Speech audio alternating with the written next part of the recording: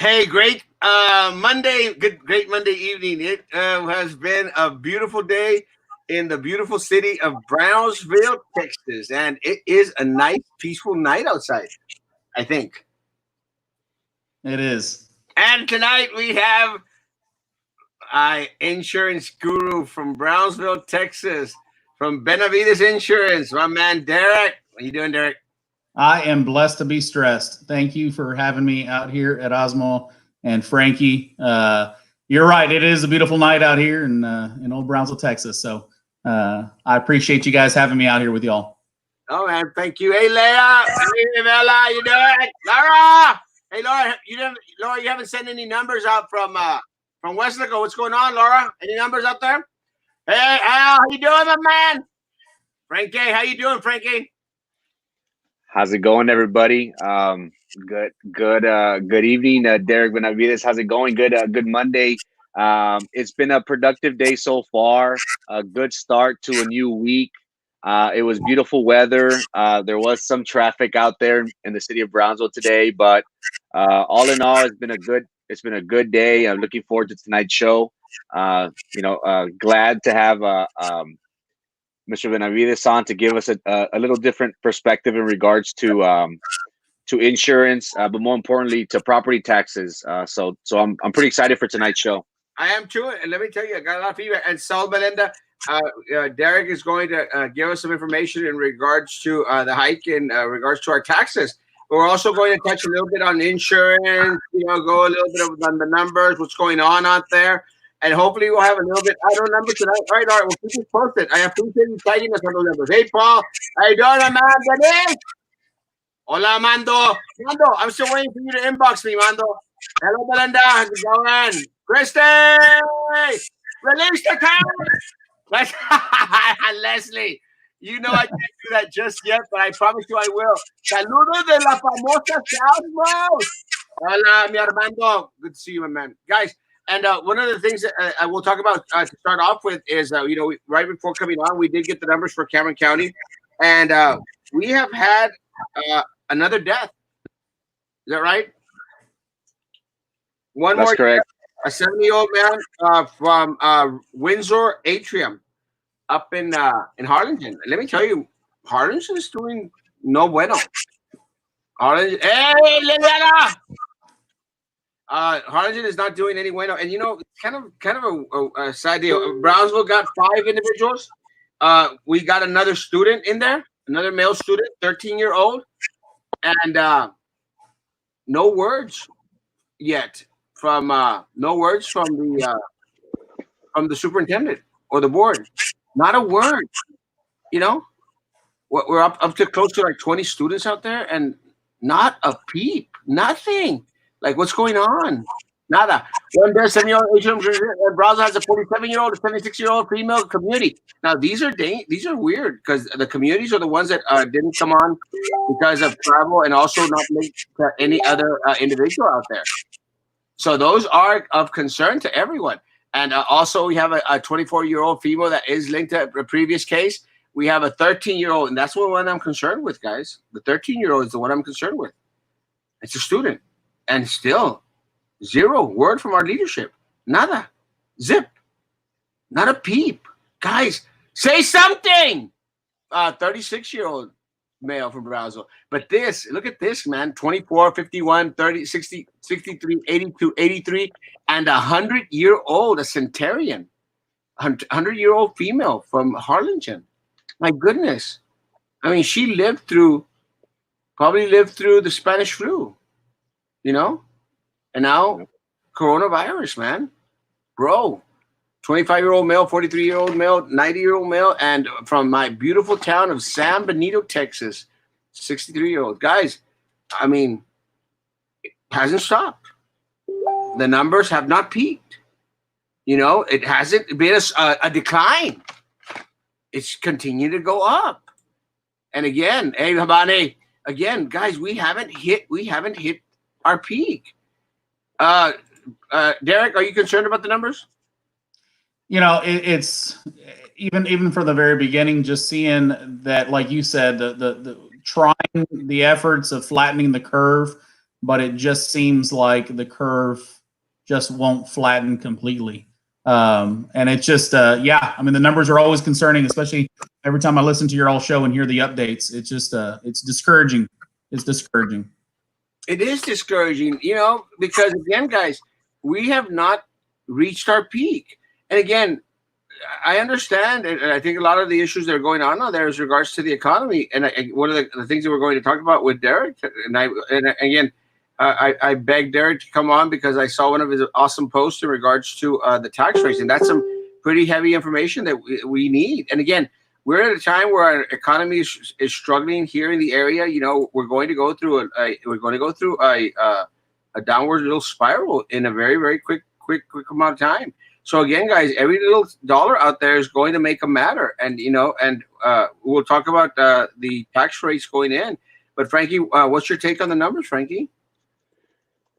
You know, again, this is something that has been going on for the past 4 or 5 weeks, and we have yet to see a decline in this spike in numbers. It's, you know, it's prevalent in Harlingen. We see how we're continuing to get positive cases from the nursing home. If we look at the press release that was issued out, you know, individuals in their 50s, 60s, 80s, and you know the 100-year-old have been affected by it. So again, you know, when is this going to stop? We have our 23rd death, a 78-year-old from Windsor, again giving us 22 out of the 23 deaths being related, being patients to Windsor or Veranda Nursing Home. So again, this is the worst crisis that could happen to the city of Harlingen. We've spoken about how you know they have recently joined with the city of Brownsville to start testing their residents. But again, you know, is this a little bit, you know, too late? Has this outbreak in the nursing homes caused an even bigger break, not just for the city of Harlingen, not for the city of Brownsville, Derek and Erasmo, but probably for the Rio Grande Valley, because being neighboring cities, you know, just because we live in Brownsville doesn't necessarily we don't work in Harlingen, doesn't necessarily we don't work in McAllen. So individuals who were visiting patients at the nursing home, individuals working at these nursing homes, they possibly, you know, spread it to other cities throughout the valley. So it's very alarming, guys, whenever we continue to see this spike in numbers without stopping. Again, Cameron County is at 427, and Hidalgo County right now is at 394. They brought in 5 positives for Monday. And one interesting note, guys, is that they've tested over 6,000 people for the county of Hidalgo. So again, it's very alarming. We do have a crisis in our neighboring city of Harlingen. We just got word a couple of days ago that Spanish Meadows Nursing Home here in Brownsville got its first positive. So, you know, is this Brownsville's turn next? I hope not, but, you know, anything's possible. Well, something in regards to Paul says, you know, please report positives as a percentage of tests administered, or we cannot plot the curve. And let me tell you, Paul, I am horrible at math. Horrible.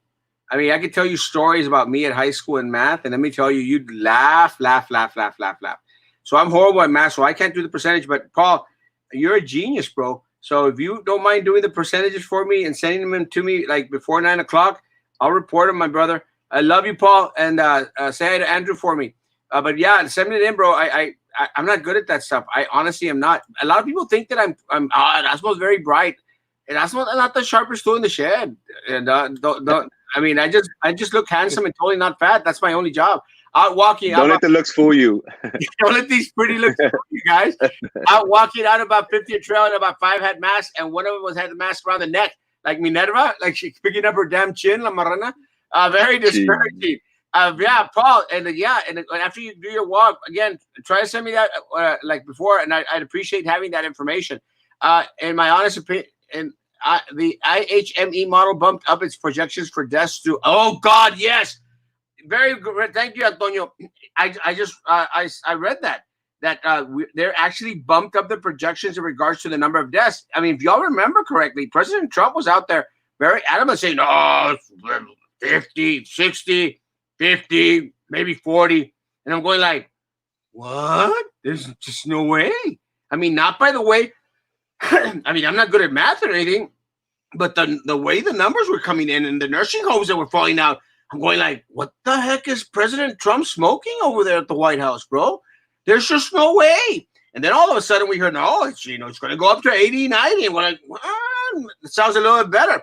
And then, Antonio, correct me if I'm wrong, Antonio, but then they said, no, it's going to be 134. And I think this was yesterday. And today they said, 137. You know what that tells me? 160, 170. By August, 160. That's my projection. Any thoughts, Dirk?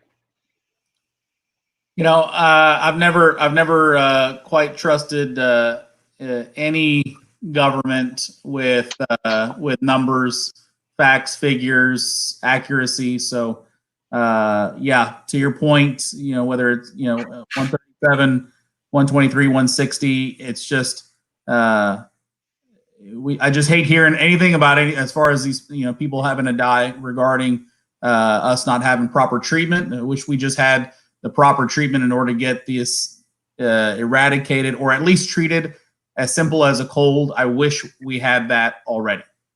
Man, brother. Were they allowing visitors at the nursing home? I think that they stopped it at very early. So I think in that respects, they did well. So I think that's one of the things that helped us out here in the city of Brownsville, that the mayor of the city of Brownsville was very proactive in regards to a lot of these mandates. And they made sure that they, stopped taking in visitors coming into the different nursing homes here in the city of Brownsville. But the 82-year-old man was at Solara nursing home here. Was it Solara? Here in Brownsville. And yes. We learned already that Spanish Meadows had one. Guys, I don't think those are the only ones. This is just my opinion. And I'm not going to be naming other entities out there, but anyone out there that has any types of positives, y'all better start acting quick. So again, we know for a fact that the guy, one of the employees, was the one that went into Veranda and was the one that took the virus there and caused all this havoc in the city of Harlingen. Harlingen is in trouble. In trouble. There's just no doubt. I don't care what anybody says. Harlingen is in trouble. And you notice Cameron County, they upped their games, talking about something Paul was saying, they upped their games in regards to the number of testing sites. They literally, I mean, now it seems like every other, parecen Laredo checkpoints, striped tacos. At every corner you could get one, Yeah. It's like at every corner you could get a striped taco. Now at every corner you could get a test in Cameron County. I mean, I'm not complaining. It's a good thing. The federal government's goal was to be testing. I'm not sure if it was 1 or 3 million a day. So we have this urgency from the federal level and here locally of getting these mass tests, because again, we don't know the totality of the big picture until we get large amounts of testing. For Cameron County, I believe we're at a little bit over 2,000 tests done.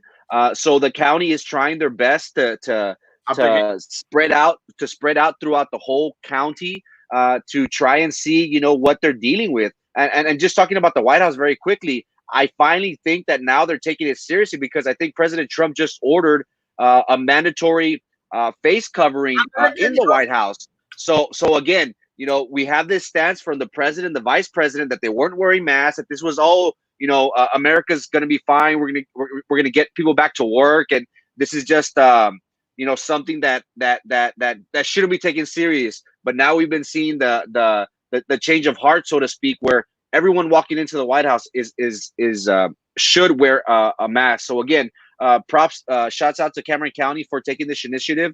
I want to know the numbers to see how much exposure the county got. But again, even with all these testing, I feel in my opinion, I don't think it's going to be enough, because it's impossible to get each and every one out there. Well, why do kids need to go back to school to clean their lock? Belinda, Piton already just mentioned the same thing, and I was waiting to a little bit to go, but it's just stupidity. It's stupidity, really. That's why. It's just stupidity. I mean, the district doesn't care. The district doesn't care. Superintendent doesn't care. The board members don't care. They want to start giving out this aura that everything's okay, because by doing that, they excuse a lot of the stupid mistakes that they've made along the way. And that's the only thing. Can you imagine starting to have students go back on campus when the governor said, heck no? When the mayor of the city of Brownsville said no? Tan tercos, tercos, tercos. Any word on the police investigation for the Spanish Meadows first positive? No, not yet. But we'll do my best to try and find out. Actually, we'll have the mayor of the city of Brownsville on Thursday night. Trey Mendez, the mayor of the city of Brownsville, will be on Thursday night, and that Mayor Mendez. That's one of the questions we'll be asking. No visitors to nursing home in effect since March. Yeah, I think it was early March, so it's a great thing that they did that. How many more people have to die to be a state shelter in place? It's like here in Brownsville, and Derek knows a little bit about accidents. I think here in Brownsville, they won't put up a single light. A luz. No van a poner una luz until like 3 or 4 people die in that same spot. Then they go like, well, maybe it's a good place to put it, But that happens when you don't have the most qualified individuals in the key positions throughout the city, in the positions of leadership. Because what happens when you get someone out there, they start hiring their compadre, their primo, their tío, their abuelito, and we don't get the best bang for our buck. And when that happens, chaos reigns. Chaos reigns. A striped burrito, bro. Oh, let me tell you, bro. I can eat those all day. And they're egg rolls. They're egg rolls. And just like tests, coronavirus tests in Cameron County, you could get them at every corner. Every corner! Every corner! What's your favorite food at Stripes, Derek? I'm a huge fan of the Q taco. Oh! Me too. If it's not a Q taco, I'm probably not going to be interested. So, love me the Q. Safety protocols in airports in place this week. Very sloppy. Oh God, did y'all see United Airlines? The mess that they made. Yeah. United Airlines, guys.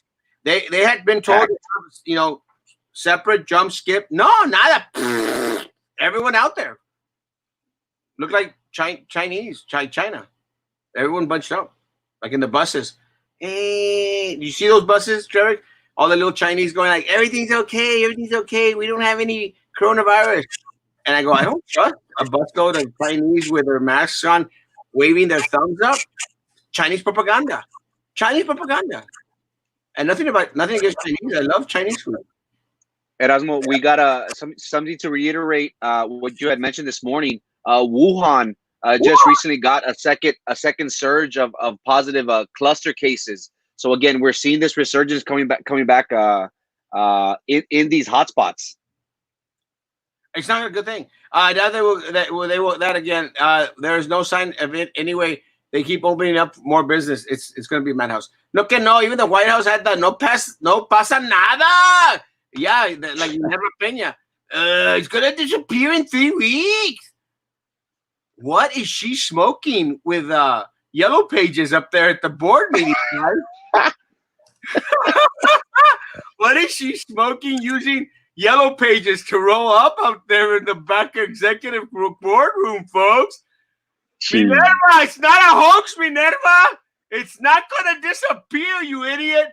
Trump thought that this was all a hoax. So did Minerva Peña. Stupid. Very true.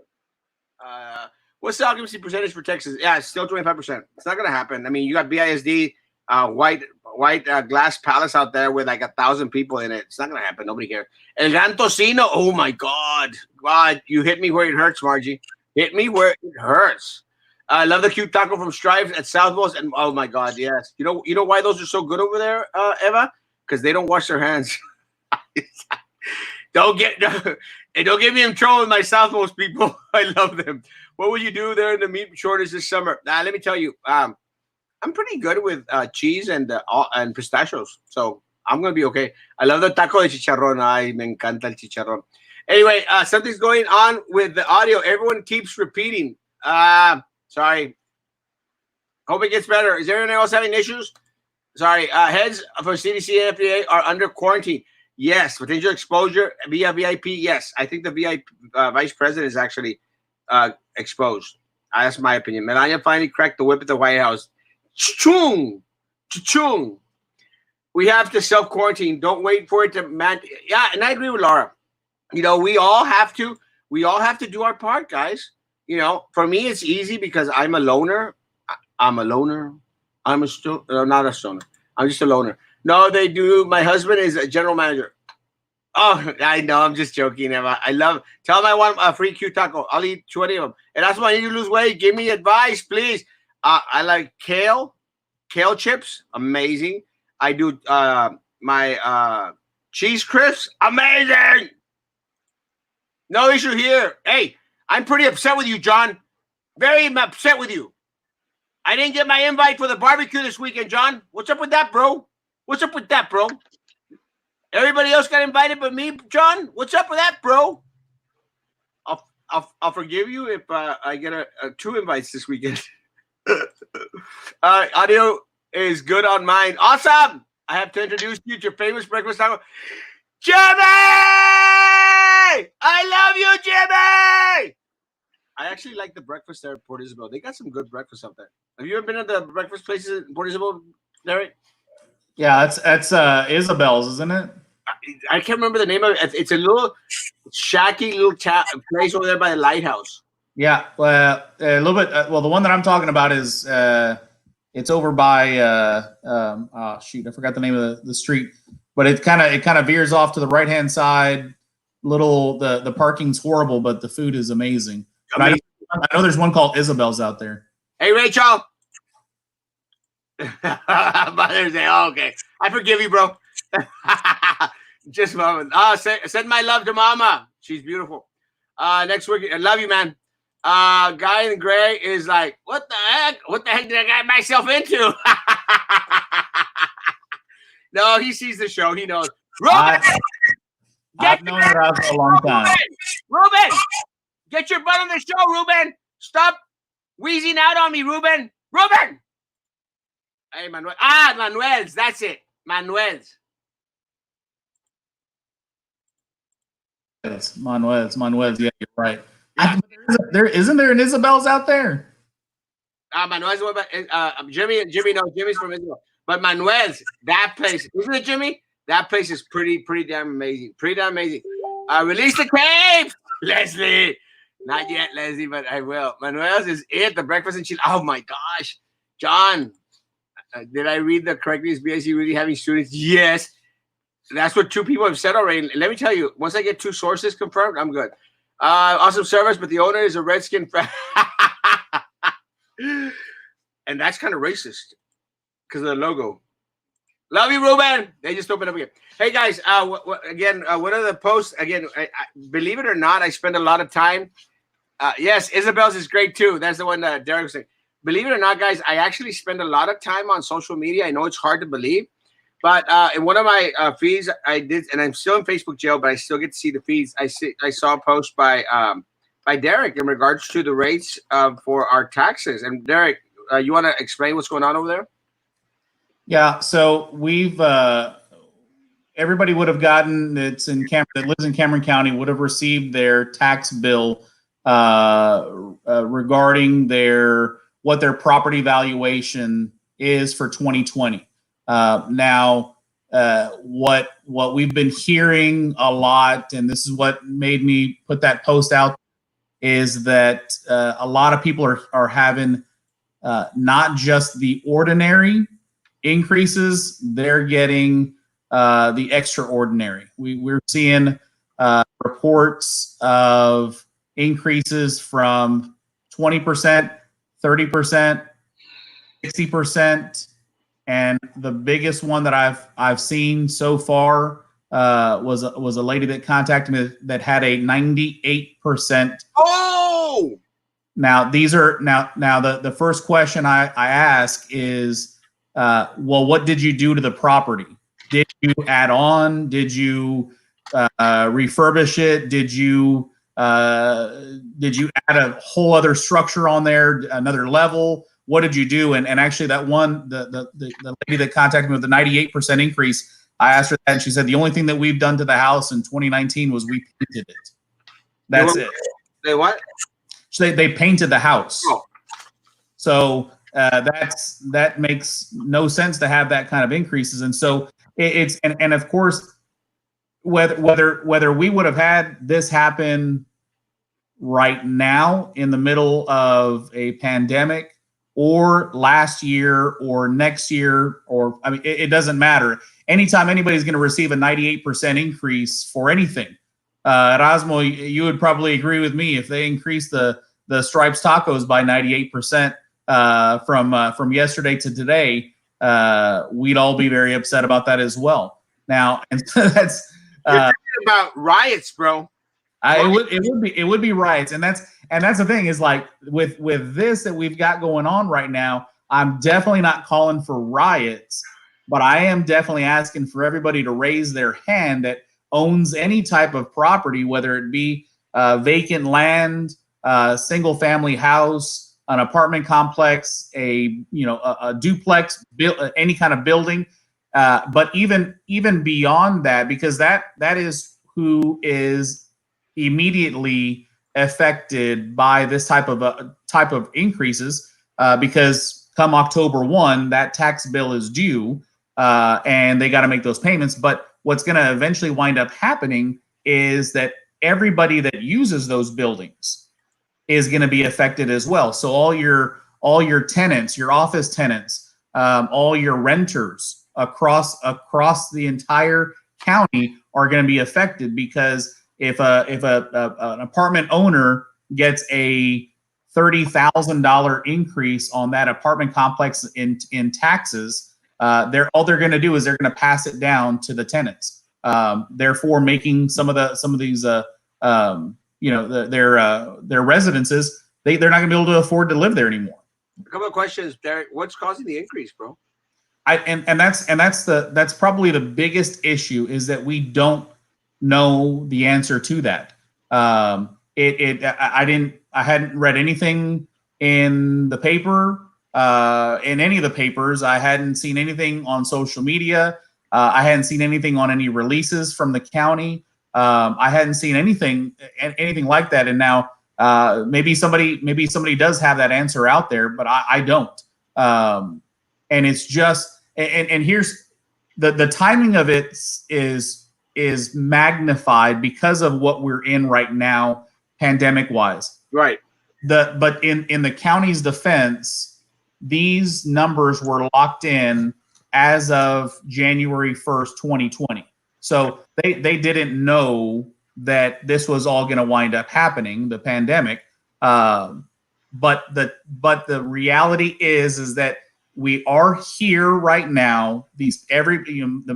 A lot of people are seeing these massive increases, and there are steps that we can take to try and reverse this. And I can go into that into detail a little bit more. But to answer your question, I don't know the answer. We've seen increases. We saw an increase in the some of the parks like Isla Blanca. Yeah. Raised their rates. I think their annual rate went from like $40 a year to $80 or $100 or something like that. But at the same time, look how beautiful Isla Blanca has. How many changes they've done in that park. We saw the immediate the benefits of that. But when it comes to the property taxes, I don't know the answer as to why. All I can tell you right now is that we're here, and if people that did receive these increases don't do anything about it, you're giving an answer. The answer is you accept it. Yeah, the other question is, correct me if I'm wrong, by law, property taxes can't increase more than 10% per year? That's not correct. Okay. Yeah, Sure. I mean, and if that was the case, then we would have so many open and shut cases. I mean, even the property I personally manage is seeing a 60% increase. I mean, and business owners that I work with, clients of mine. I mean, they're all in the same boat. I wish we had a 10% cap. Well, I'm glad that the comment that Antonio made. We need to coach our citizens on how to file a protest to the appraisal review board. But before that, I know that what caught my eye in regards to reading Derek's post is that he made mention of a date. There's this date, and you have to to appeal it by this date, or else, as my friend up here stated, if you don't appeal, you don't say anything. Oh, you did. If you don't anything, then it just by default, you're screwed. So, what date is it, Derek? And what do people do? So that date, I'm actually I'm going to see if I can put this in the chat box. I just attached it over there. I think you guys might have it. I'm not sure. I just attached it right now. It's the what I attached is the protest form. But to answer your question at Osmo, is that date is May 15th.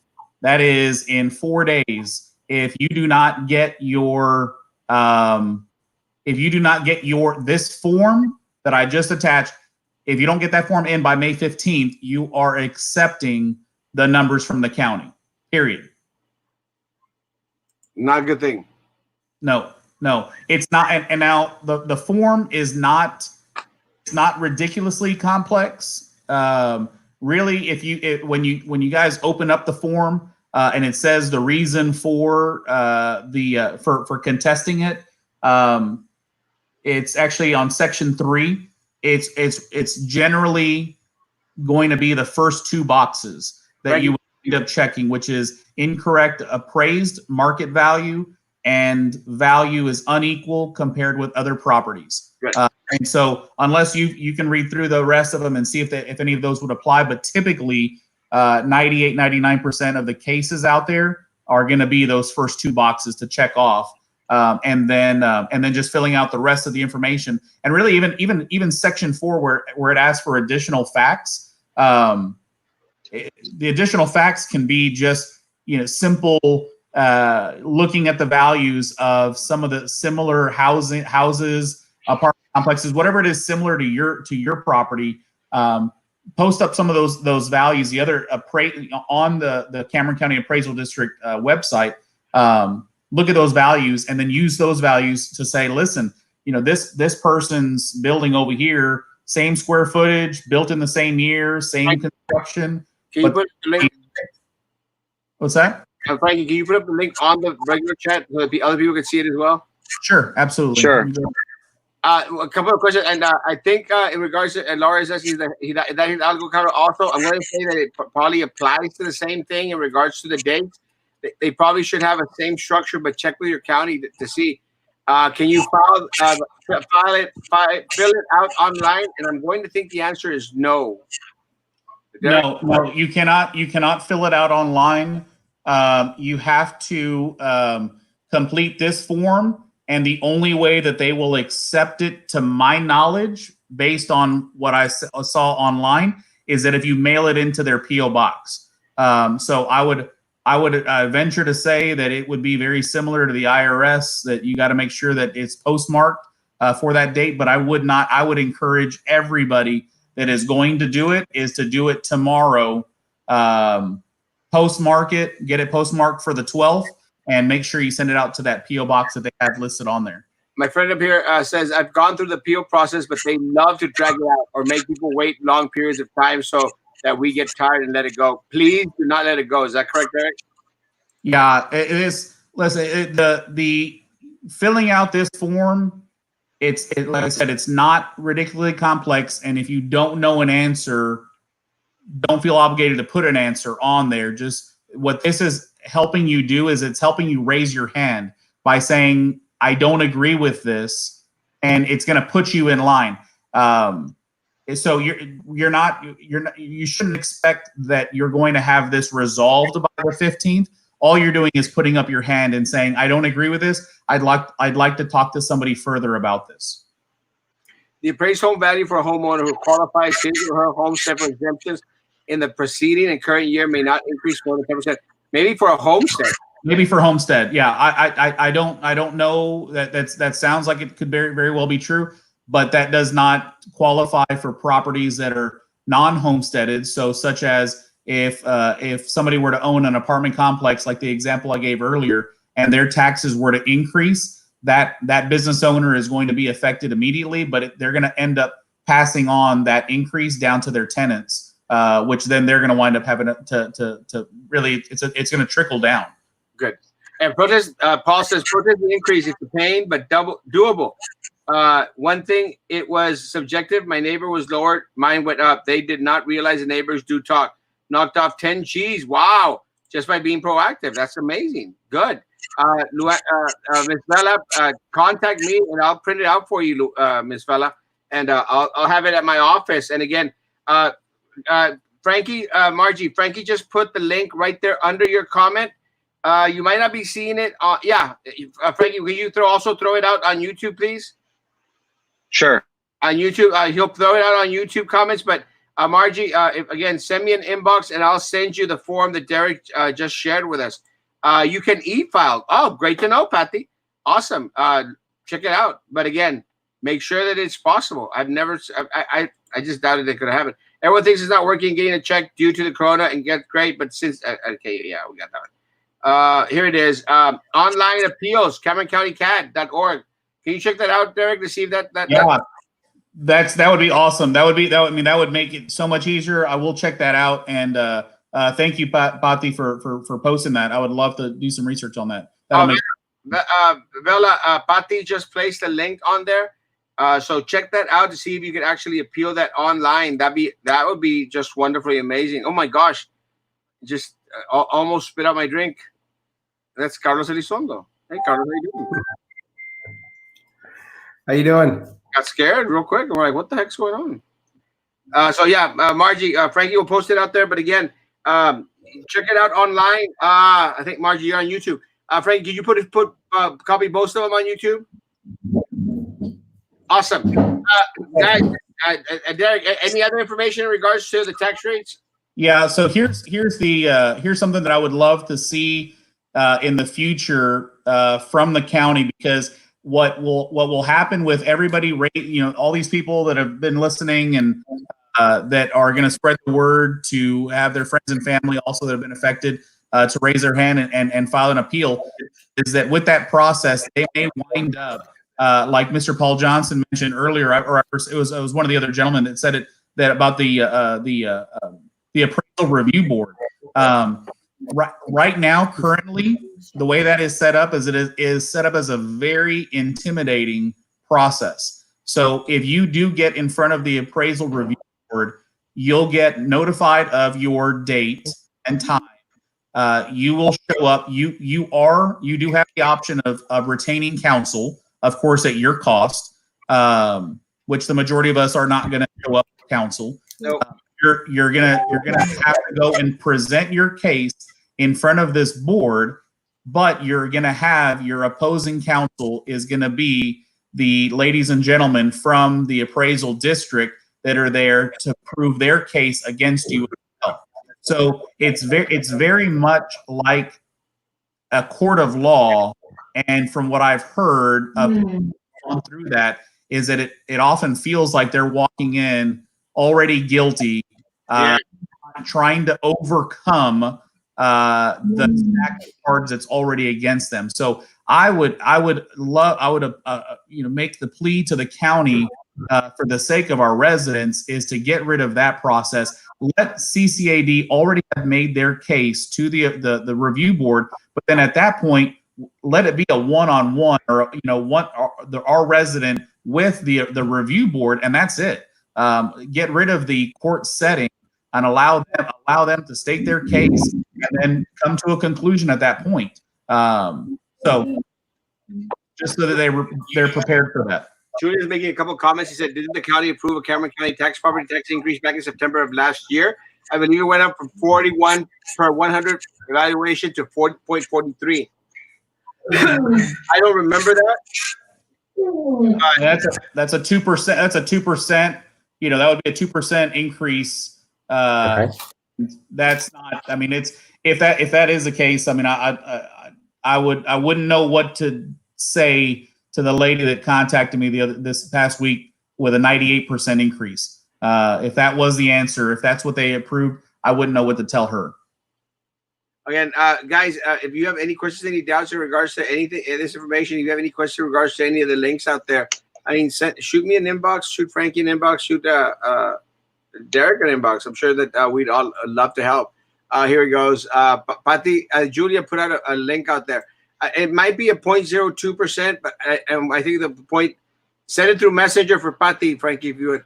In regards to Julia, I'm going to what Derek just mentioned was that it might have been a 0.02 increase in regards to a percent increase in regards. It still doesn't justify a 40, 50, 60, or 98% increase in tax revenue or appraised tax revenue. So I guess it that's what he's referring to. And here's the thing: even if it and not that I'm contending the that report from the Valley Morning Star or that increase, but even if it was justified, you would think that in order to increase a property's value, that the county would have some evidence for that. But the problem with that is that if everybody here that's going to file an appeal will request that information, what was reported to me yesterday is that they will provide you up to a certain number of pages from the information that they gathered, and then beyond that number of pages, you wind up having to pay for that information. Wow. And that doesn't sound like it made a whole lot of sense, but the source I got that from has gone through that process already before and had to pay money in order to get the information that was being used against him for his tax increase. And so I would love it if they were going to be, for that lady that has a 98% increase, if they were to have provided her data of why your property is going to see that increase. But the reality is nobody in the county that received an increase received any data as to why the increase was given. Yeah, it makes no sense. But again, one of the things, again, guys, it's very important for everyone out there to make sure that you review your statements, and compare them, be comparative to previous years to see if for some reason or other, you're not getting screwed. Because if anyone thinks that, people, try to slip one under, like a quickie out there, it happens, man. It happens. And again, you have the right to go out there and say, hey, I'm not in agreement. I want to appeal it. I want to make sure that, that my I'm giving a fair explanation as to why this is happening to us out there. It's not a good thing. And I would also encourage that let me tell you what will end up happening is with everybody that's going to wind up submitting that appeal, the knee-jerk reaction for the county or for the appraisal district will be to come back and offer you a reduced amount. That'll be the knee-jerk reaction. But I would encourage those people to still ask the question, why? Don't just, if you're taking my property rates from 100,000 to 175,000 and you're coming back with a knee-jerk reaction of, well, we'll give you 165. No, give me the data. Provide me the data as to why you feel this, because I can provide you. I'm saying in that person's perspective, I can provide you data as to why the house is still worth $100,000. But can you provide me data that shows me that it's worth 175 or even 165? And if not, then we should go with my figure of the $100,000 because I've given you proof. We're not going to go based on this negotiation off of emotion. We're going to go based off of real facts. Right.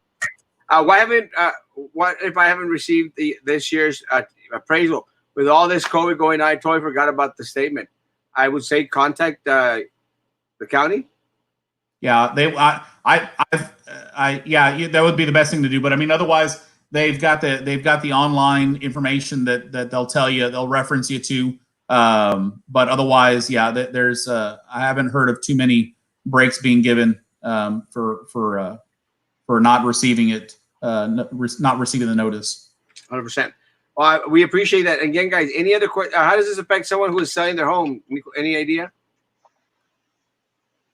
Well, I mean, it's if you're going to be selling your home this year, for instance, if you sell it if you sold it today, then what would end up happening is they would take the taxes, whatever tax rate you were going to be. If they were going to be, if the 2020 taxes increase of 98%, and your tax rate, went up to $5,000, then they would essentially wind up prorating it. So you would owe the taxes from January 1 to May 11th, and then the buyer of the property would owe that higher tax rate from May 12th through the rest of the year.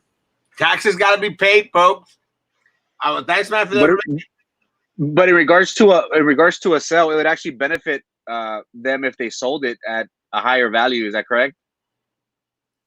So, I mean, well, yeah, of course. I mean, the short answer is it better to sell your house at a higher price? Yes, but that does not mean that an appraisal is the barometer or measure for what the property will sell for. There's so many other, and ask any realtor would be able to give us a dissertation on this. But that is one of the biggest issues, is that the appraisal rate is not based on, it has very little to do with what the property would actually sell for.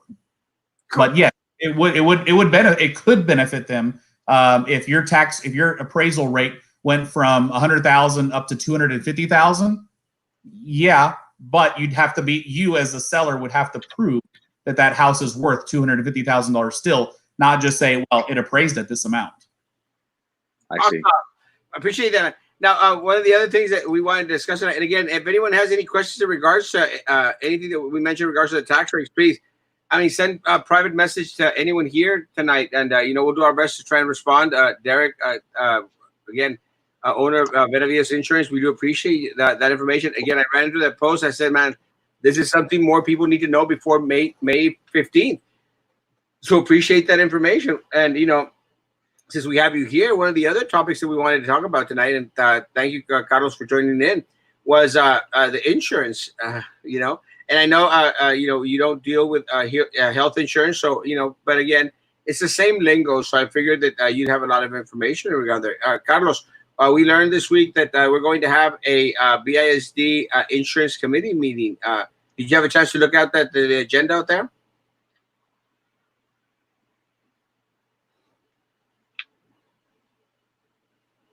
And there's a lot of confusion not going on by the teachers, but by what's being disseminated to the teachers and the employees, because they're giving them, their word, they're giving them, their options, but at the same time, they're not putting anything in writing.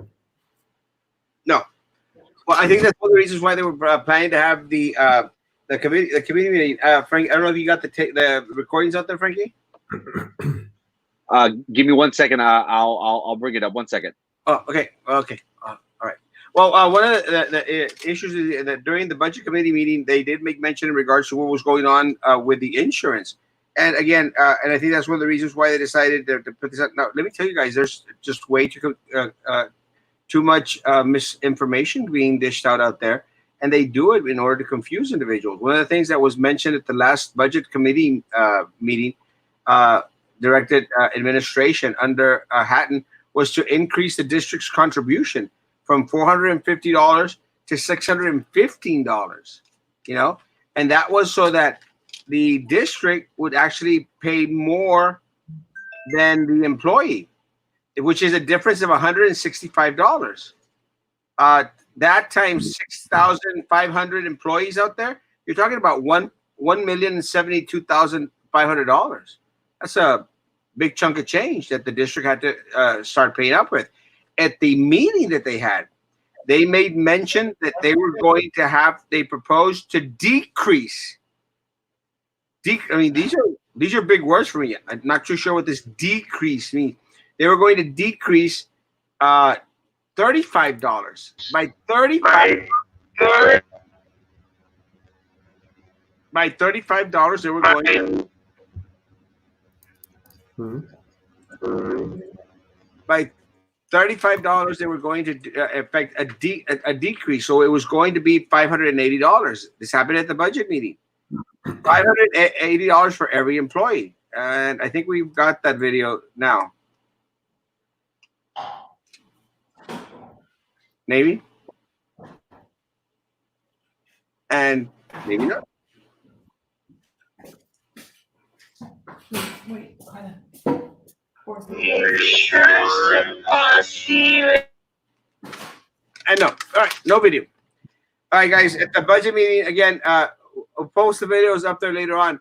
At the budget meeting, they made mention it was going to decrease. Now, anybody want to chime in? Anybody want?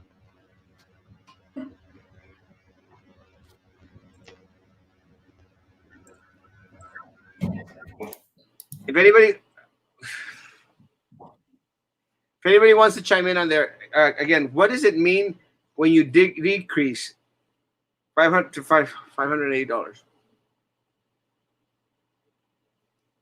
So that you're saying that the amount was going to be decreasing. They were supposed to be decreasing the amount that the BISD employees were going to be paying. The district amount was going to decrease by $35. So what the employer paid was they were going to decrease it by $35. Okay. So the question is, sounds like a reduction in premium, or a reduction in premium. So who's going to pay for the $35? Well, unless it's either going to end up being the employee that's going to wind up paying more, that they're passing on that $35 over to the employee to pay for, or it would be because of a reduction in premium, as if the rates went down. And now we're always cautious whenever we say, well, the rates went down. Well, did the rates go down, or did the coverage decrease? Did we lose benefits in that? So that would be the first thing I'd be questioning whenever somebody says, well, the rates are going down. Well, did rates go down, or was it the coverage that went down? And you're right on point. That's the issue. If the district is planning to decrease the amount that the district has to pay, then somebody has to pay for those $35. Unlike the coronavirus out there, guys, it just doesn't magically disappear like Minerva says in 3 weeks. Someone has to pay for that money. Someone has to pay for those $35. And it's not going to be the district. They've already stated that the district was not going to be the one that was going to pay that money. So it's going to decrease the portion that the district pays for. But as Antonio mentions, the employee contribution decreased. So does that mean that the employee contribution is going to go up? Yes, it does. Because someone has to pay for that money. So guys, as much as they want to go out there during the budget meetings and say, oh, it's very nice. Okay, we're going to give you $1,500 and we're going to pick you up to a level 3. It's called whining and dining you before they take you home and take you to bed. That's what it's doing. Ay, suavecito, suavecito y suavecito. That's what they want to do, folks. Am I lying here? Carlos, am I lying? No, you're not. That's exactly what it means. Suavecito. Suavecito. Y luego everyone out there is all excited. Oh, they're going to give us a raise. We got some money coming in. Oh, you see, the district does love us. They do care about us. Well, that's the means of being able to ease it down their throat, because what they'll do is they'll play some cards over here. They'll show you something, and then in reality, on the back end, they're going to take it away. So you're not going to get a raise because your increase in your insurance is going to go up. Not only that, they haven't even been specific of, is it going to be employee only? If it's going to be a family plan, how many people or how much money is it actually going to, balance off? So the insurance might be a lot more than what the pay is. Well, let me tell you, Carlos, I know several individuals out there, and we talked about this, I think, on Sunday or Saturday, I don't remember. But I know several individuals out there that they work in order to provide insurance for their people. And you know how these insurance agents are. Oh, sorry, Derek. I mean, a lot of people out there, bro, literally, that they work to provide insurance for their family. Right. Because they don't make a lot of money, man. But that's the only reason they're working, is to pay off the insurance. They're working. Guys, what are we doing to our employees? Now you look at Osmo. You're only looking at what the cost of the insurance plan is going to be, but they haven't actually come out and say what the actual medicine part of that whole spectrum is going to be. Is it going to increase? What's going to be added or what's going to be taken away? Some of these people have to live on some of these drugs that are, just like your insulin. And they're going to come back and say, no, insulin's going to be covered. But what about your cancer drugs? What about your blood pressure medications? What about all these other medications that are essential for these individuals to continue to live, because of the comorbidity statuses, your dialysis patients, It's your mad. heart. Carlos, Mr. Elizondo, are you saying that that they have not released what the actual policy is going to cover?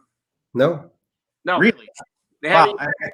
And so, Well, like, as an insurance agent, I would find that a little odd, because typically in whether it's health insurance, auto insurance, you name the insurance, you typically can't release a price without actually disclosing what the coverages are.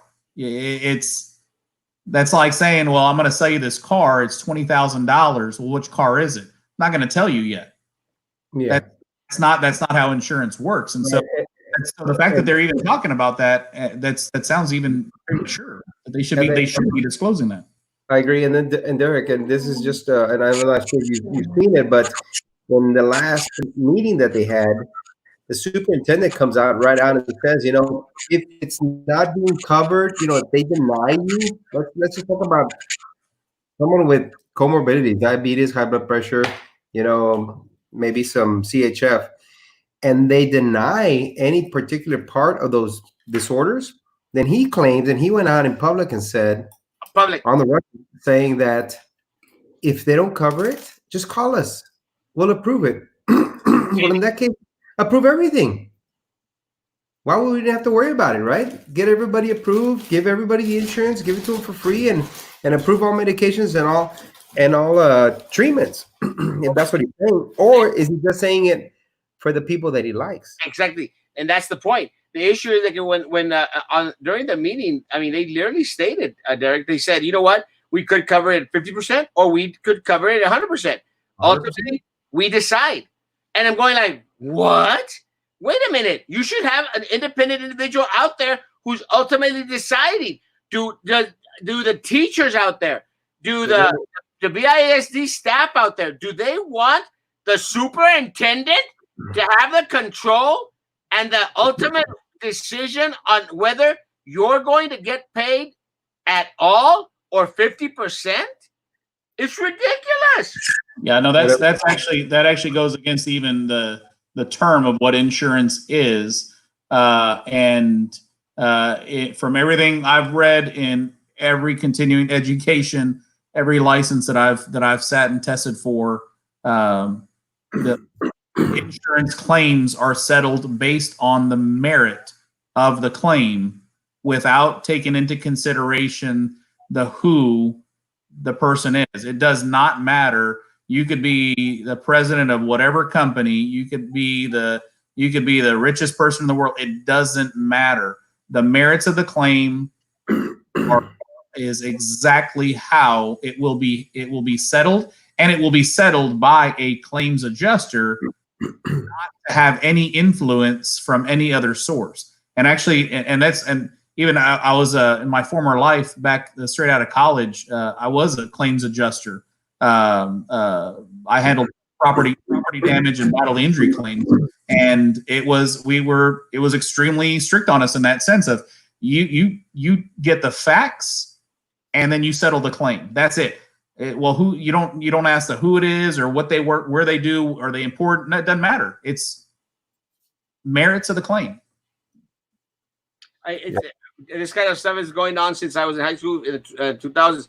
They give a little, but then ask for it back. And sometimes, unfortunately, Primo, they ask for it back twice as hard. And then, again, it's nothing. I mean, has anybody out there even received their stipend already? Have they? I mean, I'm not sure. Maybe you have. But why did it take so long if y'all have? Has anyone seen that? BISD is not going to cover enough. Mail order will be the new way to get our meds, Canada.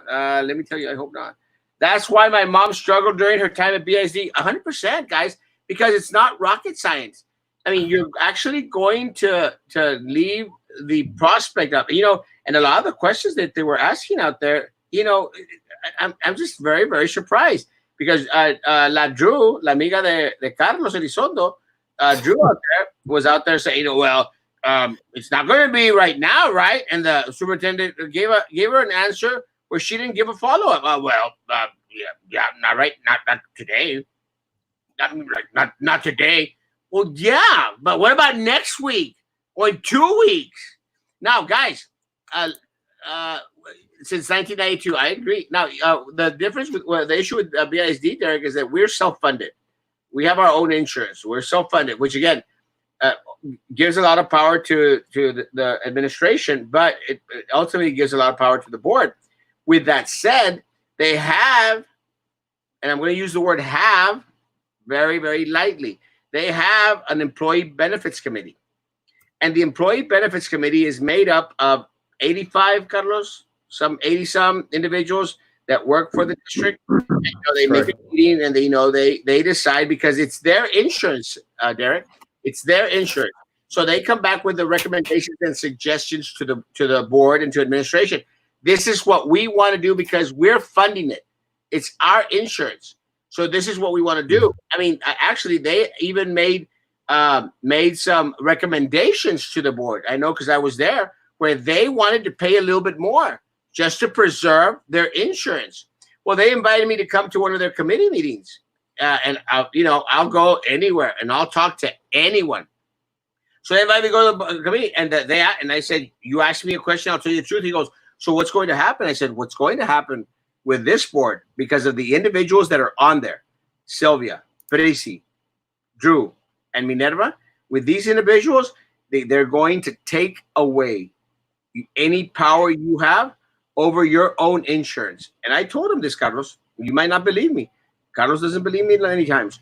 I told him this. I said, guys, if Sylvia, Tracy, Drew, Minerva, with these guys, I told them, guys, if you permit them to take the power away from the employee benefits committee, they will decimate your insurance.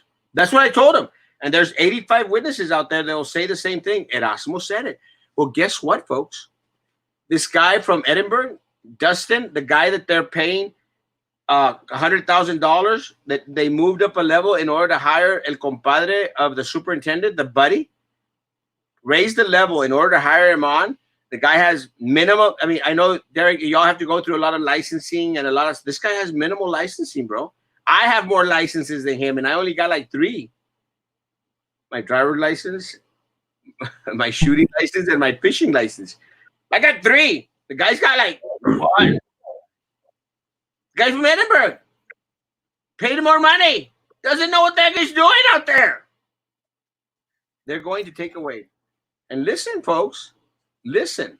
They're going to take away all power from employees and bestow it upon the superintendent. Yep. Look what they're doing to the counselors. They're putting them at an administrative level B. What are they trying to do there? What is the underlining behind that move? From what I hear and what people tell me is that everything's going to stay the same. Then if everything's going to stay the same, then why put them at a level 3? Now they go back and blame TASB. TASB, what does TASB do, Erasmo? Just makes recommendations. That's it. They just recommend. That's it. Sometimes it doesn't mean that the recommendation is the best recommendation, because I mean they're not here. They don't know what these counselors need. They don't know what these teachers need. They're a huge organization that sees a lot of other school boards, right? So sometimes they're not in tune with what BISD needs at this local level. Their recommendation is, seen through paperwork, through data, but they don't live and they don't walk and they don't talk what these teachers, these counselors, librarians, administrators are doing on a daily basis. And to come in here and say, and of course, it's just smoke and mirrors, because they're going to blame someone else because they don't want to take the blame themselves. So when the crap hits the fan, they're gonna say, "Well, it was a recommendation by TASB." You know, Well, they always want to scapegoat. They always want to be scapegoat. They want to have someone they can lay and place blame to. Why make the change? The reason that they're going to make the change is because they're going to do away with their stipend. And again, if individuals are making up this type of level over here, you know, they're not going to benefit because they're at level 3. That's it. Counselors are going to lose their stipends. Counselors are going to lose their stipends. Head counselors are going to lose their stipends. So just be aware of that. That's what the move is for. The move is nothing to benefit the employee. The move is to benefit the erroneous mistakes and careless mistakes that the superintendent has made. So what is he going to do? He's going to tax the principals. He's going to tax the counselors, the teachers, the employees, diagnosticians, special ed, the nurses. I mean, you just see it. They're putting it in paper, but they're not showing you what's actually behind that piece of paper. All the changes are going to be there, but they're going to be forced down your throats. Guess what? You guys need to start calling these individuals. And if they're blowing smoke up your butt, guess what? Make sure that they put it in writing, because that's the only way you're going to be able to hold these people accountable. Well, it's because they lied to me. They lied to me. So now let's get rid of the superintendent. No, you knew what was happening. You voted on it. And it affected thousands of individuals and their families. Now, guys, writing. Maria says TASB will probably recommend what administration wants. Remember, administration pays their check 100%. And let me tell you. I mean, look at what Baltasar Salazar told when he Biot slapped little Eddie. What did he tell him? Is that, well, TASB is just going to say, ask your legal counsel. Entonces, ¿para qué sirven? What are they good for? For recommendations? Screw recommendations. I mean, they're a scapegoat. And that's very simple. They'll have someone to blame for their screw-ups. Well, TASB. And then when it's a matter for the board and for the superintendent's going to say, oh, that board. And the board's going to say, oh, that superintendent. It's just scapegoat going back and forth. That's all it is. No one takes responsibility for anything. This is why we need to vote in November. And if we, as a community, do not vote, this city and this district will never progress. Voting is important. Thank you, Diego. Drink of it. Therefore, most vulnerable of our students will suffer. Yeah. And you know what? And again, people need to take into consideration, this is not just employees. It's not just employees, people. You're talking about families, bro. Because we can talk about 6,500 employees. It's cool. Yeah. We're not just talking about 6,500 people here. We're talking about a teacher who has a husband and who has 2 children. Or a wife, a single mom that has 3 children. That's what we're talking about, man. We're talking about tens of thousands of people out there that are going to be hurt by this. And then they're going to absorb positions. Oh, yeah. So you're looking at more and more people being affected. There's going to be people there that are going to go back and they're going to say, what happened to Juan? What happened to Mrs. Whoever? Put a question mark to whoever you want. They didn't come back. They're the ones that got fired. I'm sorry. They got absorbed. I hope the AOB helps. Let me tell you, folks, and my friends out there, you all know that I say it like it is. I kiss no one's butt. I just don't care. The only teacher association out there that is kicking some major rear end is AOB. That's it. It's the only association. Patrick is out there kissing Minerva's butthole. And great job! Great job! Yay! That's what he's doing. Alberto Alegría showed up to the meeting. De repente, after months and weeks of being disappeared. Allá en el rancho. El rancho. And here, our teachers and our personnel getting screwed over. Can anyone say, any teacher out there say that they haven't been screwed over in this whole COVID-16? COVID-16, that's what the superintendent called it. COVID-16. Am I going crazy over here? Wasn't it Tasby who was hired by Bayazid to do a superintendent search and recommended Gutierrez? Yes! Look, Carlos got corona. No, Department of 16. Oh, he has COVID-16. What happened to Juan? Hey, Juan. Well, Juan. One. Quema o no quema? Juan. Sí, quema. Salud, Luis. Derek, what's your take on insurance matters? On insurance matters? Yeah. Shoot. I wish insurance. Are you talking about insurance matters regarding BISD? Yeah, the whole shebang, anything. I wish that there were more bids. I wish there were more contenders. I wish there were more. I wish there was more competition. I wish there were more approved vendors that were able to compete for the school district's business. Well, see, that's part of the problem. I mean, Derek hit it right on the head, Carlos. Look at guys, it's the PUB effect.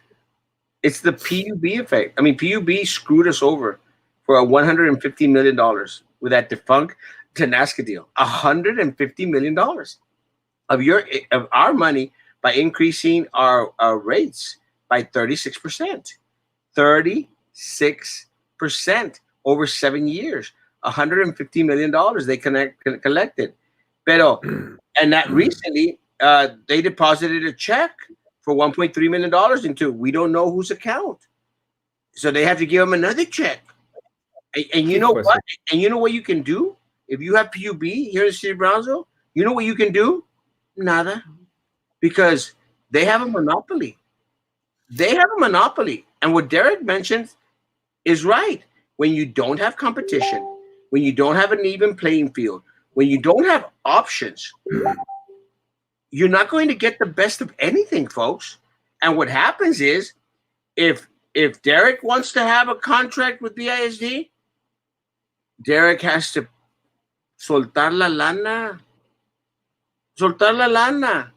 Yeah, I would be interested to hear the numbers from just the past 10 years on, because there's not a whole lot of insurance policies from what I've seen as far as when they do put out for bids.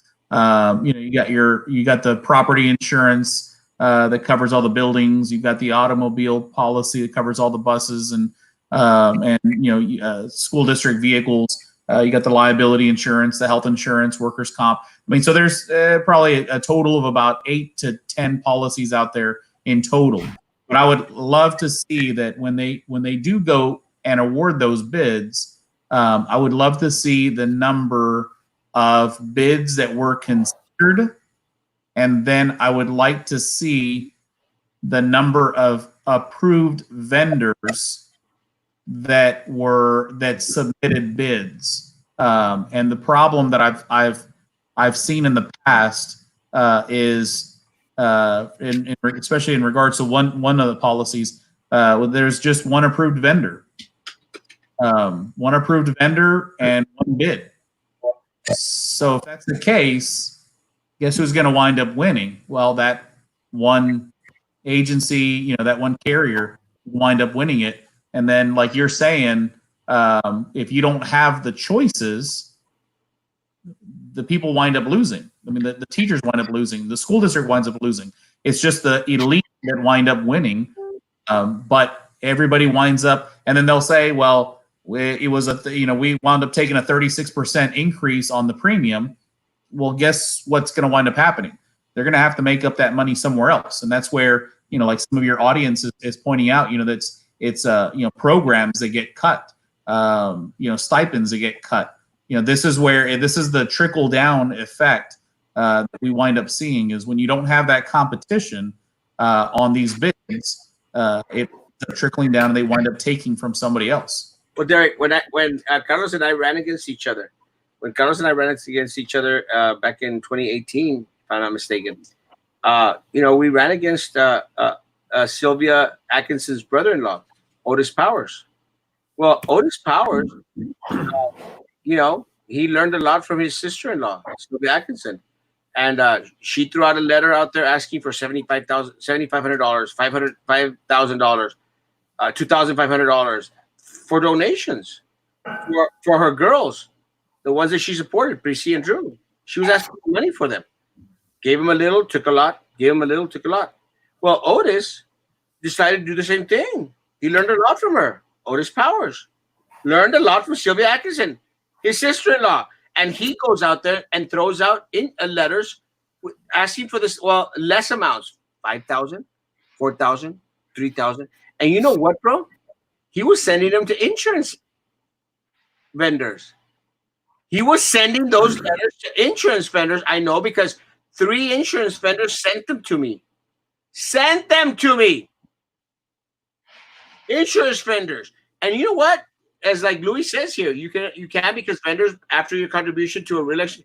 Guys, it's very simple, guys. Go look at the campaign finance reports. They're online. And you're going to find something very surprising. You're going to find a lot of vendors, a lot of insurance vendors. And guess what? Those insurance vendors got those contracts tight at BIC. They have locked down, Carlos. Locked down. Am I lying? No. Tight. And But when that happens, the only people that lose are the employees, man. exactamente. And that's what Derek just mentioned. When that happens, our students lose. And I've been trying to tell the community this for years. Our students lose, our personnel loses, our teachers lose. They lose. If BIZ insurance belongs to BIZ employees, and every school and department should have representation in the insurance committee. They do, Mike. Well, they're supposed to. They're supposed to have 85 individuals from all throughout the campuses. I think that's the number. I'm not sure. Our personnel lose, our teachers lose. Again, guys, without representation, you're going to get screwed. And let me tell you, they're wanting to decimate and destroy and take away the power of the Employee Benefits Committee.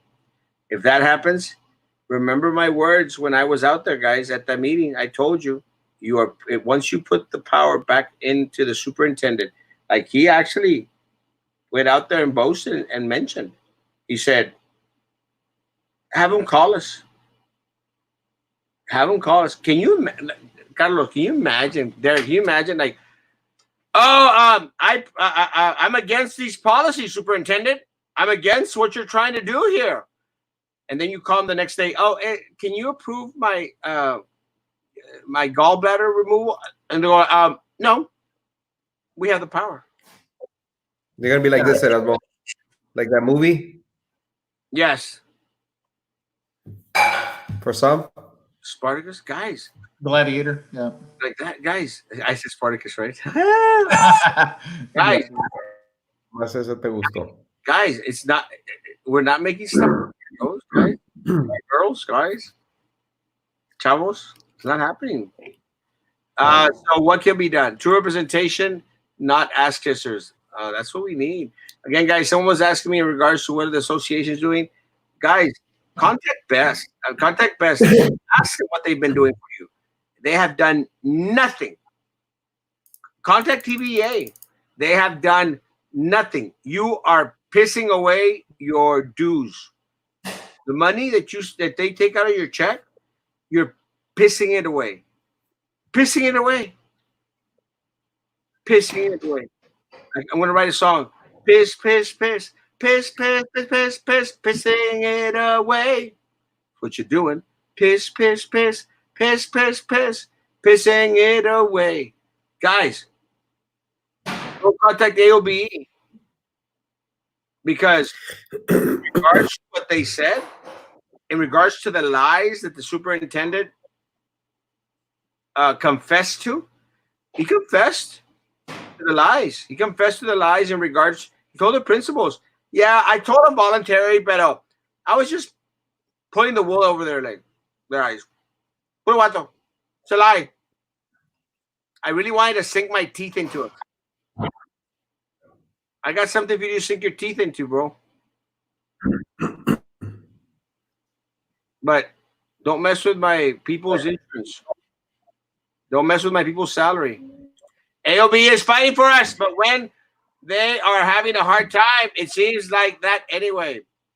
Unity, folks.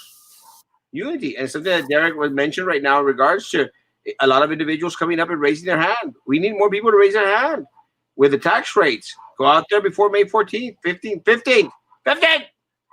Does Cavazos Insurance have the stronghold of district insurance? The answer is no. Am I correct, Carlos? They lost it? Right. Mm-hmm. It's gone. You lost it. Raise your hand, guys. Be counted. Fill out the census, but be counted in all respects, guys. In all respects, be counted. Carlos, any last words? Stay safe, man. Stay safe. Take care of yourself. Take care of your family.